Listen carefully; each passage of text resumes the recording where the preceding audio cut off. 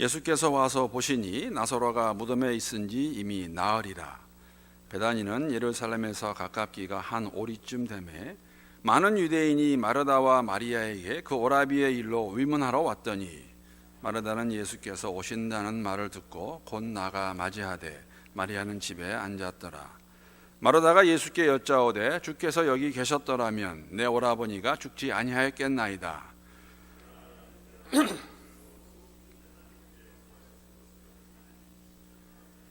예수께서 이르시되 내 오라비가 다시 살아나리라. 마르다가 이르되 마지막 날 부활 때에는 다시 살아날 줄을 내가 아나이다. 예수께서 이르시되 나는 부활이요 생명이니 나를 믿는 자는 죽어도 살겠고 무릇 살아서 나를 믿는 자는 영원히 죽지 아니하리니 이것을 내가 믿느냐. 이르되 주여 그러하외다. 주는 그리스도시요 세상에 오시는 하나님의 아들이신 줄 내가 믿나이다. 이 말을 하고 돌아가서 가만히 그 자매 마리아를 불러 말하되 선생님이 오셔서 너를 부르신다 하니, 마리아가 이 말을 듣고 급히 일어나 예수께 나아가매 예수는 아직 마을로 들어오지 아니하고 마르다가 맞이했던 곳에 그대로 계시더라. 마리아와 함께 집에 있어 위로하던 유대인들은 그가 급히 일어나 나가는 것을 보고 곡하러 무덤에 가는 줄로 생각하고 따라가더니, 마리아가 예수 계신 곳에 가서 배웠고 그 발 앞에 엎드려 이르되 주께서 여기 계셨더라면 내 오라버니가 죽지 아니하였겠나이다 하더라. 예수께서 그가 우는 것과 또 함께 온 유대인들이 우는 것을 보시고 심령의 비통히 여기시고 불쌍히 여기사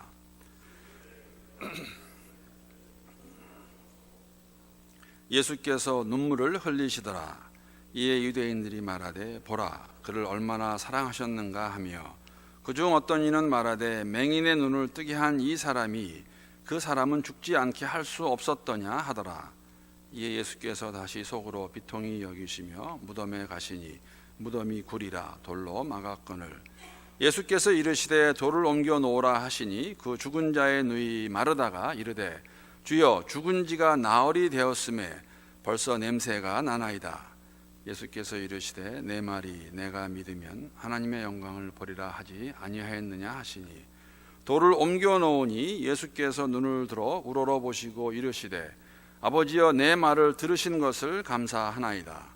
항상 내 말을 들으시는 줄을 내가 알았나이다. 그러나 이 말씀하옵는 것은 둘러선 무리를 위함이니 곧 아버지께서 나를 보내신 것을 그들로 믿게 하려 함이니이다. 이 말씀을 하시고 큰 소리로 나사로야 나오라 부르시니 죽은 자가 수족을 배로 동인 채로 나오는데 그 얼굴은 수건에 쌓였더라. 예수께서 이르시되 풀어놓아 다니게 하라 하시니라. 아멘. 하나님의 말씀입니다. 지난주에도 이 본문을 가지고 말씀을 나눴습니다. 오늘은 동일한 본문을 가지고 부활의 믿음이라는 그러한 제목으로 함께 좀 나누기 원합니다. 한 가지 제 삶 가운데 일어나는 일 가운데서 흥미로운 것은 여러분 아시겠지만 저희가 지난 5월 초부터 고린도전서를 함께 묵상하기 시작했습니다. 주일날 고린도전서 말씀을 가지고 우리 교회라는 시리즈로 이렇게 말씀을 시작했는데, 이번 달하고 다음 달 초까지 또 매일 성경에서 새벽마다 저희들이 지금 또 고린도전서를 함께 공부하고 있습니다. 아마 그렇기 때문에 하나님의 말씀이라는 생각이 다시 이렇게 들게 됩니다. 고린도전서 가지고 설교한 지 얼마 되지 않음에도 불구하고 다시 보게 되면 또 새롭습니다. 그때 보지 못하던 것을 보게 되고 또 새로운 그 설교를 할 수가 있고, 오늘 본문도 동일합니다. 오늘 본문도 지난주에 함께 나눈 내용이지만 오늘은 부활의 믿음이라는 그러한 제목을 가지고 말씀을 나누는데 또 새로운 마음이 많이 들었습니다. 나사로의 죽음은 사실 복음서를 볼 때마다 초대교회도 똑같습니다. 복음서에 나와 있는 여러 가지 이야기들, 또 사건들, 이러한 것들이 그냥 그 당시에 사람들의 삶 가운데 있었던 일들입니다. 그러한 것들을 보시면서 또 그러한 환경과 상황을 통해서 가르치시고 또 우리에게 교훈을 말씀해 주시는 예수님, 그래서 예수님만큼 그 상황을 이용하셔서 사용하셔서 진리를 잘 전한 분이 없다는 것 저희들이 잘 알고 있습니다. 나사로가 죽었습니다. 죽지 않을 수도 있었는데 죽은 나사로를 보는 마르다와 마리아 또 많은 사람들이 있습니다. 이 사건을 가지고 하나님께서 무엇을 우리에게 보여주기 원하시는 것일까?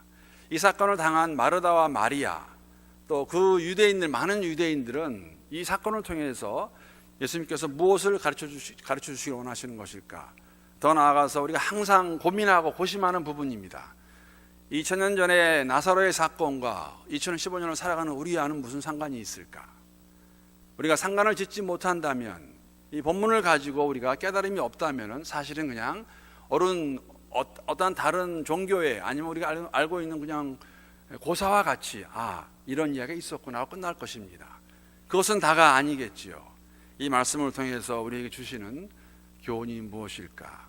오늘을 살아가는 2015년을 살아가는데 다른 나라도 아니고 미국이라는 나라에서, 그것도 오레곤이라는 주에서, 그것도 포틀랜드 영락교회에 살아가고 있는 우리들 주시는 말씀이 무엇일까? 고심하지 않을 수가 없다는 것이죠. 말씀을 시작하면서 지난주 수요일에 나누었던 이야기를 다시 한번 잠깐 연이어서 말씀을 드리고 오늘 본문 함께 계속 나누기 원합니다. 무슨 이야기일까? 이야기를 제가 많이 나누었는데 다른 이야기가 아니라 지난주 도입 부분에 제가 그런 이야기를 나누었습니다. 넘어져서 울고 있는 자녀를 보면서 반응하는 부모의 모습이 두 부류로 나눠질 수 있다고 이렇게 말씀을 드렸습니다. 한 부류는 일단 먼저 빨리 일으켜 세우는 부모들이 있습니다. 물론 우리가 살고 있는 미국은 여러분이 다 알고 계시고 우리 다 알고 있는 이야기입니다. 뭐 어디를 가나, 놀이터를 가나, 마켓 안이 되었거나 길거리가 되었던 간에 먼지 묻을 만한 데는 없습니다. 다 깨끗합니다. 다 깨끗하지 않습니까? 여러분 대학교 가보세요. 그러면 그냥 그 홀웨이에 학생들이 그냥 주저앉아가지고 거기서 별거 다 합니다. 먹기도 하고 공부도 하고 이야기도 하고 자기도 하잖아요. 공항 가게 되면 그냥 앉아서 이렇게 합니다. 깨끗한 데입니다. 그러나 한국에 있을 때는 저도 많이 본 기억이 나고 그렇게 해도 저한테 했던 것 같은데 이렇게 먼저 자녀가 넘어지면 빨리 이렇게 세운 다음에 무릎을 털어줘요. 먼지 털어주고. 그리고 이제 그렇게 말하죠. 다친 데 없니? 그렇게 말하고 없다 그러면은 그 울고 있는 자녀를 잘 달래가지고 부모들이 일단은 보통 안고 가든지, 저는 그런 것도 보았어요. 어깨에다 태우고 갑니다. 이제 애를 기분 좋게 하려고 그런 것도 있겠지만 그런 부모, 이런 부모 그때도 있고 지금도 있습니다. 아이가 넘어지면 무조건 먼저 애들 이렇게 세워야 돼요. 그런 거 하면은 어떤 부모는 옆에서나 뒤에서 그냥 보기만 하고 세워주지 않습니다. 스스로 일어날 때까지 가만 놔둡니다. 여러분, 넘어진 자녀가 가장 먼저 하는 것이 무엇인지 아십니까?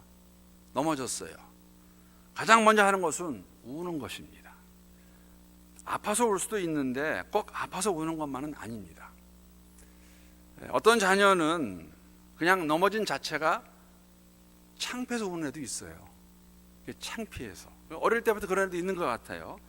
아니면은 언젠가부터가 넘어지면은 누가 세워주는 버릇이 있기 때문에 아프지 않아도 그냥 누워 있습니다. 넘어져 있습니다. 누가 와서 부모가 되었건 옆에 있는 어른이 되었건 세워줄 때 그냥 그대로 누워 있는 것이죠. 그러나 그것을 보면서 그냥 놔두고 있는 부모도 있다고 제가 말씀을 드렸습니다. 여러분, 어떤 방법으로 자녀를 키우는 게 더 좋은 걸까요? 아니면 요새 우리가 잘 많이 쓰는 더 효과적일까요? 사실은 여기에 대한 답을 말하기가 쉽지 않습니다. 왜냐하면은 자녀의 성향뿐만 아니라 부모의 성향도 그것에 함께 가입할 수, 그것에 할 수 있는 반응 영향을 주기 때문에 이런 겁니다. 어떤 부모님들은 이런 부모님들이 계세요. 자녀가 다 성장하여 자신의 가정을 이룬 후에도 자녀에게 영향을 주기 원하는 부모들이 있습니다. 그래서 계속해서 그렇게 해서 도와줘야 되고 일을 도와줘야 되고 하는 부모들이 있다는 것이죠. 어떤 부모님들은 자신들의 임무가 자녀가 집을 떠날 때까지라 생각하고 거기까지만 하는 부모님도 있어요. 그 다음은 네가 다 알아서 해라. 미국 부모님들 일반적인 중산층 부모들은 이렇게 많이 하죠. 대학교 가면서부터 네가 다 알아서 해라. 그렇게 말들을 합니다. 어떻게 교육을 시키는 게 더 좋을까, 효과적일까? 사실 말할 수는 없겠죠. 그러나 분명한 것은 자녀를 어떻게 우리가 어렸을 때 키우는가가 그 자녀가 자라서 어떠한 어른이 될까에 대한 영향을 분명히 줍니다. 어떻게 어떠한 교육을 받고 자랐을까? 그러한 마음이 있는 부모에게 바로 이렇게 세울 것인가, 아니면 그냥 놔둘 것인가 하는 그러한 선택이 되겠죠. 어떠한 방법을 부모가 선택하든지 간에 사실은 넘어진 아이를 보는 부모들의 마음은 일단은 동일하다고 생각합니다. 넘어져서 울고 있는 자녀를 보면서 빨리 일으켜주고 싶지 않은 부모가 어디 있겠습니까? 내 새끼인데 해주고 싶지 않겠어요? 빨리 해주고 싶은 것이 부모의 마음이겠죠. 그러나 그렇게 하는 것만이 가장 좋은 방법일까라는 생각을 가져보게 됩니다. 여러분들은 어떤 타입인지 모르겠어요. 자녀 키우실 때 어떻게 키우셨는지 아마 다 다르게 키우셨을 것입니다. 물론 자녀가 너무 어려서 한 1살 정도밖에 되지 않는 막 걷기 시작한 자녀가 넘어졌을 때는 일어나는 자체가 힘들기 때문에 도움을 줘야 되겠지요. 그러나 나이가 먹어가는데도 계속해서 그 자녀를 세워준다면 그것이 맞는 행동일까? 성경은 이렇게 말합니다. 예수를 막 믿은 사람에게는 딱딱한 음식 줄 수가 없습니다. 우유를 줘야 됩니다. 그러나 때가 되면, 시간이 되면 밑도 먹을 수 있어요. 고기도 먹을 수 있다는 것이죠. 우리도 마찬가지로 때가 되면, 시간이 되면 그런 상황에서 일어날 수 있어야 되는데 그렇지 못할 때가 있다는 것입니다. 여러분 옆에서 혹은 뒤에서 일어나지 못하는 자녀를 보면서 부모의 마음이 어떠할까? 마음 같아서는 그냥 빨리 해주고 싶지만 그렇게 하는 것이 가장 좋은 방법일까? 고심하면서 힘들지만 어렵지만 마음이 많이 아프지만 혼자서 스스로 일어나기를 기다리고 있는 부모의 마음, 넘어져서 울고 있는 자녀를 보면서 마음이 아픈 그 부모, 아마 그러한 자녀를 보면서 나 몰라라 하는 부모는 없을 것입니다. 함께 많이 아파할 것이고 어쩌면 너무 일어나지 못한 자녀를 보면서 울을 수도 있다는 것이죠. 눈물을 흘릴 수도 있습니다. 그런데 그 과정은 꼭 필요하다는 것입니다. 지난주에도 말씀을 드렸는데 나사로가 죽었습니다. 이러한 나사로가 죽은 상황 가운데 있는 그 사람들과 함께하면서 마르다와 마리아, 더 많은 유대인들과 함께하면서 우리 주님의 마음이 어떠했을까? 지난주도 말씀을 드렸지만 35절 말씀 보게 되면 이렇게 기록하고 있습니다. 예수께서 눈물을 흘리시더라. 자녀가 넘어져서 어쩔 줄 몰라 하며 힘들어하고 있는 그런 상황 가운데서 바로 가서 세워줄 수 있지만은 좀 시간이 걸리더라도 바로 세워주지 않고 기다리는 그 부모의 마음, 옆에서 뒤에서 아마도 같이 어려워하는 자녀를 보면서 눈물을 흘릴 것입니다.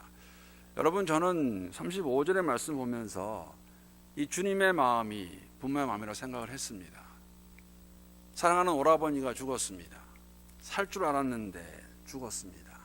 울고 있는 마르다와 마리아를 보시면서 많은 유대인들이 와서 애통해하는 그 모습을 보면서 예수님께서 같이 우시는 것을 볼 수가 있습니다. 예수님의 마음이죠. 이 마음이 우리에게 주시는 것은 무엇일까? 마침내 베다니에 도착하셨습니다. 우리가 다 알고 있는 것 같이 제자들은 이미 알고 있었지요. 예수님께서 이렇게 4일 만에 도착하신 이유는 의도적이셨습니다. 마르다와 마리아가 보낸 사람의 이야기를 듣고도 바로 움직이지 아니하십니다. 사흘이 지나서야 지금 죽어서 무덤 안에 냄새가 풍기고 있는 그때가 돼서야 오셨다는 것입니다. 사람의 관점으로 보게 되면 나사로를 고쳐주지 않으려고 일부러 늦게 오셨어요. 좀 더 강한 표현을 하게 되면 나사로 죽게 하시려고 사흘 만에 나타나십니다. 사람의 관점입니다. 그렇기 때문에 마르다와 마리아가 원망을 했지요. 동일하게 대답을 했습니다. 예수님이 계셨더라면 죽지 않았을 터인데 왜 이렇게 늦게 오시는 것입니까? 정말 누가 보아도 이해하기 힘든 그러한 행동이었습니다. 아마 그러기 때문에 마르다 마리아는 많이 상심했고 마음이 아팠고 실망했고 슬퍼했고 원망까지 하는 건 아니겠습니까? 왜 지금 오십니까? 왜 좀 빨리 오셔서 왜 나사로 우리 오라버니를 죽지 않도록 하지 않으셨습니까? 라고 말하고 있는 마르다 마리아. 여러분, 예수님의 이러한 행동을 우리는 사실은 본문을 다 알고 있기 때문에 이해가 되죠. 그러나 그 당시에 만약에 여러분이 마르다와 마리아였더라면, 그 당시에 마르다 마리아의 오라버니 나사로가 죽은 것을 듣고 모여있는 많은 유대인들 가운데 한 명이었다면 어떻게 이걸 받아주셨겠습니까? 사람까지 보내었는데 예수님이 낫게 하는 것을 낫게 하는 능력이 있는 것을 알고 있었는데 왜 사흘이나 지나서야 이렇게 오셨을까? 어쩌면은 예수님께 가서 말했던 사람은 미리 돌아왔는지도 모르겠습니다. 그렇잖아요. 보낸 사람은 임무를 마치고 돌아오면 됩니다. 그래서 가서 말한 사람은 돌아왔는데 예수님은 왜 안 오시는 거예요? 왜 같이 안 오시는 것인가? 만약에 예수님 같이 왔다면 그 사람이 말했을 거예요. 나는 분명히 4일 전에 말을 했다. 그런데 지금 오셨다. 그런 말을 듣는 그 마르다와 마리아, 무리들의 마음은 어땠을까? 말씀드린 것 같이 이제 도착했으면, 마침내 오셨으면 왜 빨리 말씀 안 하실까? 괜찮다. 네 오라버니는 내가 살려줄 것이다. 왜 같이 말씀 빨리 하지 아니하시고 왜 함께 울고 계실까? 물론 우리는 왜 그러셨는지 그 이유를 알고 있지 않습니까? 지금 마르다와 마리아와 무리는 모르고 있습니다. 우리는 알고 있습니다. 왜? 벌써 요한복음 11장 4절에서 예수님이 그렇게 말씀하셨거든요. 예수께서 들으시고 이르시되 이 병은 죽을 병이 아니라 하나님의 영광을 위함이요 하나님의 아들이 이로 말미암아 영광을 받게 하려 함이라 하시더라. 저희들에게 말씀하셨습니다. 벌써 우리는 다 알고, 우리는 스토리를 다 알고 있기 때문에 그렇게 하실 거라고 말하고 있지만, 지금 현장에 있는 마르다와 마리아 무리들은 엄청난 사건입니다. 왜 사람을 보내는데 오시지 아니하시고 사흘 만에 오셔서 나사로 죽게 만드시고 지금 와서 무엇을 하시려고 그러는 것일까? 모든 사람들은 분명히 죽을 병으로 알고 있었습니다. 나사로의 병을. 적어도 마르다와 마리아는 그렇게 알고 있었기 때문에 사람을 보냈다고 말씀을 드렸습니다. 제자에게 하셨던 말씀 왜 오시자마자 하시지 않았을까? 마르다야, 마리아야, 내 오라버니는 죽은 것이 아니다. 지금 자고 있다. 내가 깨울 것이다. 금방 살아날 것이다.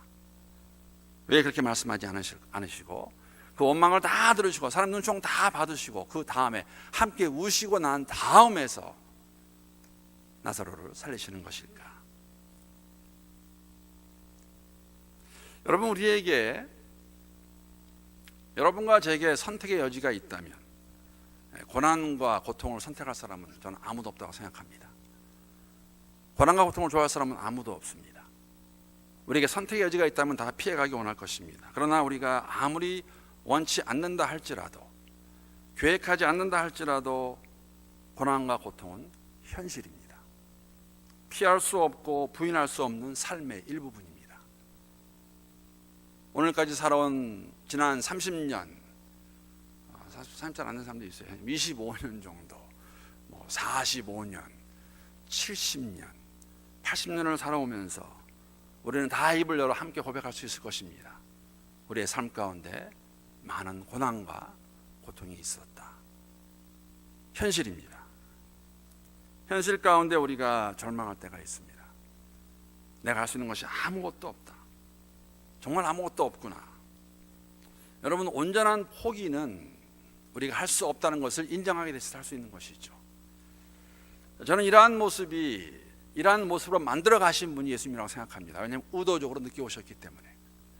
마르다와 마리아는 모든 걸 다 포기한 것이죠. 절망 가운데 있습니다. 사랑하는 오라버니가 죽었습니다. 안간 힘을 다 써보았습니다. 죽어가는 오라버니를 살려보겠다고. 오라버니의 죽음이 그들에게 주었던 고통이 얼마나 컸을까. 많이 컸을 것입니다. 원망하는 마음이 드는 것이 당연하다고 생각합니다. 원망이 되지요. 왜 안 오셨을까? 힘들어서 실망이 되어서 우는 것도 당연합니다. 어찌할 수 없는 그 상황 가운데서 여러분 할 게 무엇이겠습니까? 그냥 우는 것이죠. 예수님의 울음은 저희들이 그것을 먼저 보여준다고 생각합니다. 예수님께서는 성육신하여서 이 땅에 오신 그 예수님, 우리 연약함을 다 이해하시고 동정하시는 분이십니다. 히브리서의 말씀입니다. 조금의 나사로를 살리시겠지만 지금 상황은 참으로 암울합니다. 암울한 상황 가운데서, 왜냐하면 죽음은 죽음이기 때문에. 잠이라고 말씀하셨지만 마르다와 마리아가 겪는, 거기에 있는 사람들이 겪는 것은 죽음이라는 것입니다. 무엇이냐면 다 끝났다. 그러기에 지금 예수님이 하실 수 있는 것은 살리시겠지만은 그들과 함께 슬퍼하면서 우시는 것이죠. 그들의 마음을 위로하시는 것이죠. 그들과 함께 아파하고 우는 것입니다. 믿음이라는 것은 다 잘 되는 것을 믿고 있지만은 현실을 부인하는 건 아니에요. 아픈 것은 아픈 것이고 힘든 것은 힘든 것이고 어려운 것은 어려운 것입니다. 그래서 가지고 주 앞에 나가서 우리가 고백할 수 있을 때, 하나님, 내가 할 수 있는 것이 아무것도 없습니다. 하나님, 정말 힘듭니다. 정말 고통스럽습니다. 아픕니다라고 말할 수 있는 것, 그것이 믿음입니다. 그럴 때 예수님께서, 당신께서 일하시는 것이죠. 그것을 저희가 주님의 때에, 주님의 방법이라고 제가 말씀을 드렸습니다.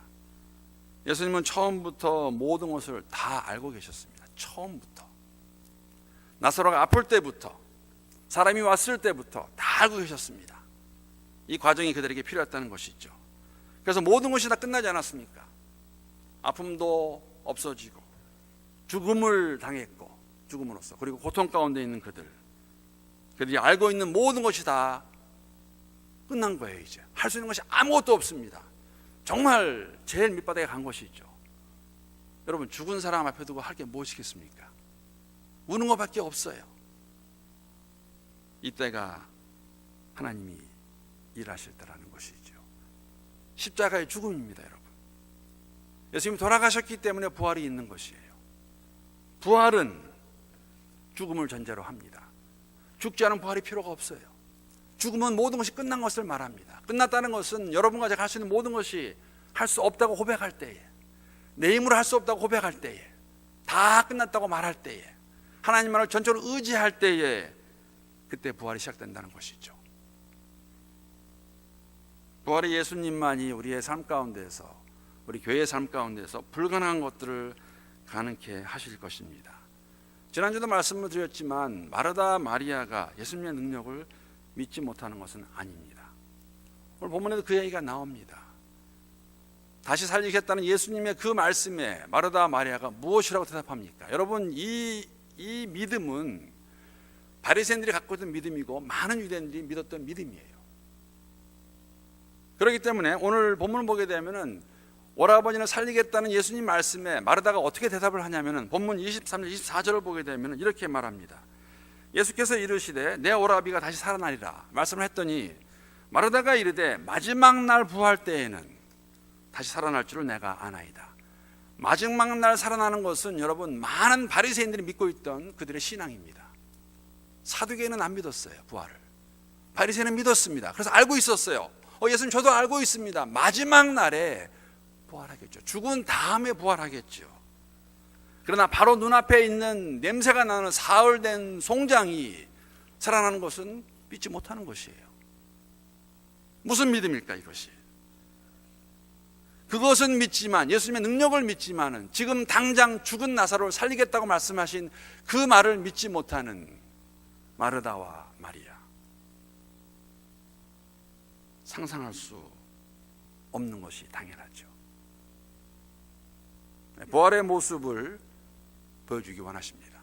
다시 살아나는 것을 보여주기 원하시는 것이죠. 여러분, 죽어가는 나사로, 죽지 않은 나사로를 살렸으면 있을 수 없는 일입니다. 나사로가 죽었기 때문에, 그 무덤에 들어가 살이 있었기 때문에, 냄새가 나는 것을 다 알고 있기 때문에 사람들이 걸어 나오는 나사로의 머리와 몸에 배로 감긴 것을 보기 때문에 사람들은 인정할 것입니다. 믿을 것입니다. 와, 죽은 자가 살아났구나. 이러한 것이, 이 일이 바로 예수님이 하신 말씀 아닙니까? 아버지도 영광을 받으실 것이며 나도 영광을 받을 것이다. 이 일을 가능케 하시는 아버지도 영광을 받으시고 지금 현장에서 이것을 일하고 있는 나도 영광을 받을 것이다. 요한복음 11장 45절 보게 되면은 베다니에 와서 하신 일을 보고 많은 유대 사람들이 예수를 믿었다고 그렇게 말하고 있습니다. 기록하고 있는 것입니다. 영광을 받으십니다. 사랑하는 성도 여러분, 여러분과 제가 알고 있다고 고백하는, 믿는다고 고백하는 예수님은 부활이요 생명이십니다. 부활이요 생명이라는 의미는 우리가 죽어서 살겠다는 그 의미 이상이라는 것이죠. 우리 옛날에 그렇게 말했어요. 예수 믿고 천국 간다.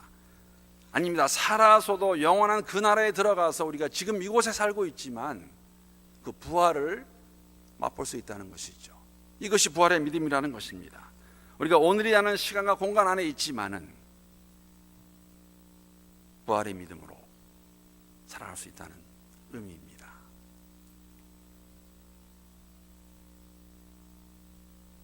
부활의 믿음. 오늘 본문 말씀을 이제 마치면서 오늘 부활의 믿음이 무엇일까? 그 부활의 믿음에 대해서 다시 한번 우리가 정리하고 여러분과 저는 정말 부활의 믿음을 가지고 오늘을 살아가는 사람들일까 하는 생각을 함께 나눠보기 원합니다. 그럼 부활의 믿음이라는 것은 다시 그렇게 말씀을 드리겠습니다. 예수님이 우리 주님 되시는 것을, 주인 되시는 것을 인정하는 그러한 모습이죠.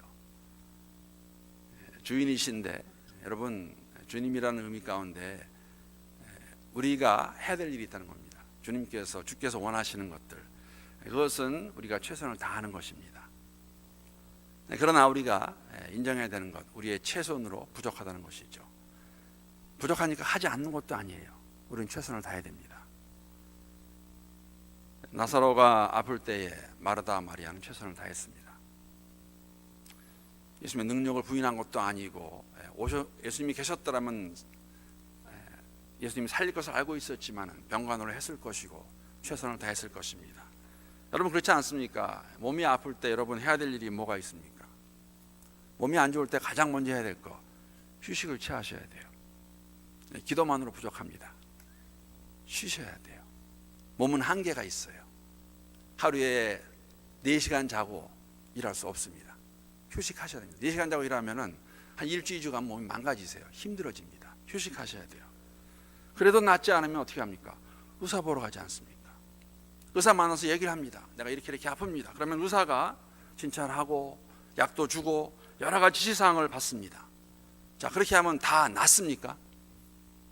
의사 말만 들으면 다 나을까요? 보통은 다 나아요. 다 나는 건 아니에요.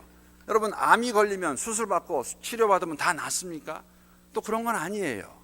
그래서 우리가 하는 말이 뭐냐면은 우리는 그렇게 항상 고백을 합니다. 여러분 이 고백이 그냥 말만의 고백이 아니죠. 우리의 온전한 치료자가 되시는 예수님. 왜? 그분이 주님이시기 때문에. 예수가 주인이라는 것은 나는 나대로 종의 신분으로 내 최선을 다하지만 이것을 이루시는 분은, 이것이 가능케 하시는 분은 예수님이라는 것을 저희가 고백하고 믿는 것이에요. 예수님이 우리의 삶의 주인이시다, 주님이시다. 이것이 부활의 믿음입니다. 오늘을 살아가면서 여러분 생각하셔야 돼요. 우리의 삶의 주인은 누굴까? 우리가 아니라는 것이죠. 예수님이세요. 죽음을 이기신 예수님. 그렇기 때문에 그 예수가 주인이라면은 우리의 현실, 그 가운데 장애가 많습니다. 그 장애로 인해 그 장애가 우리의 믿음을 이기지 못하도록 단단히 마음 먹고 하는 것이 중요하다는 것이죠. 고통과 고난은 현실입니다.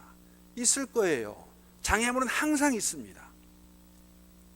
내가 지금 이런 어려운 일인데 이것만 지나면 다 괜찮아지겠지. 아니요. 그거 넘으시면 또 다른 장애물 기다리고 있어요. 110m 허들같이. 야, 힘들게 넘었다고 그러는데 또 있어요. 그게 삶이라는 것이죠. 우리 한계를 인정하는 가운데 최선을 다하는 거, 내가 할 건 최선을 다하는 것이죠. 열심을 내어서. 그러나 내 한계를 인정하고 할 수 없음을 내 주님께 고백할 때에 하나님께서 우리에게 힘을 주실 것이고 더 풍성히 하실 것입니다. 여러분, 우리가 최선을 다하는 것과 주님이 예수가 주인 되시는 게 함께 가지 않으면 이게 믿음 생활이 이게 어려워집니다. 내가 최선을 다한 거로만 받아들이게 되면 모든 우리가 누리는 것을 나의 노력의 대가로 받아들일 거예요. 내가 열심히 일을 했더니 내가 이런 축복이 있다. 내가 열심히 운동을 했더니 내 몸이 건강하다. 다 내 최선의 대가로 받아들일 것입니다. 그렇지 않습니다. 예수님께서 100% 하나님이시고 100% 인간이신 것 같이 우리가 최선을 다해서 노력을 하지만 대가가 주어질 때에는, 열매가 보여질 때는 우리의 고백은 무엇이냐면 잊지 않으셔야 돼요.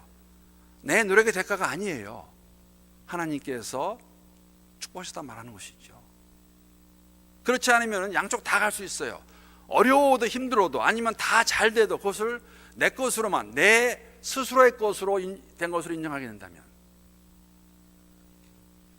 그러면은 어떻게 보면은 더 풍성하게 누릴 수 있음에도 불구하고 그냥 내 것으로만 갖고 있다면 누릴 수 없다는 것이죠.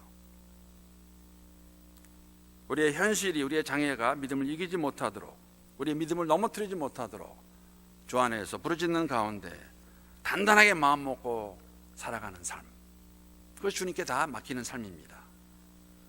주께 더 매달리고 감사하는 마음과 자세가, 태도가 있다면 성령께서 미쁘게 보시고 우리에게 필요한 모든 것을 채워주실 것입니다. 그러는 가운데 우리가 항상 많이 나누는 이야기입니다. 우리의 믿음은 산 믿음입니다. 여러분, 부활의 믿음은 경험해 보셔야 됩니다. 경험하지 못하는 부활의 믿음은 부활의 믿음이 아니라는 것이죠. 말만의 고백이 아니고 그냥 우리가 함께 모였을 때 쓰는 어떤 종교적인 용어가 아니라 내 개인의 삶 가운데서 마르다가 마리아가 이러한 부활의 믿음을 경험하게 됩니다. 개인의 삶과 교회의 삶 가운데 이러한 일들이 있습니다. 정말 힘들고 어렵고 할 수 없다, 다 끝난 것 같다, 어떻게 앞으로 나갈 수 있을까 주저앉고 싶고 다 포기하고 싶을 때가 있습니다.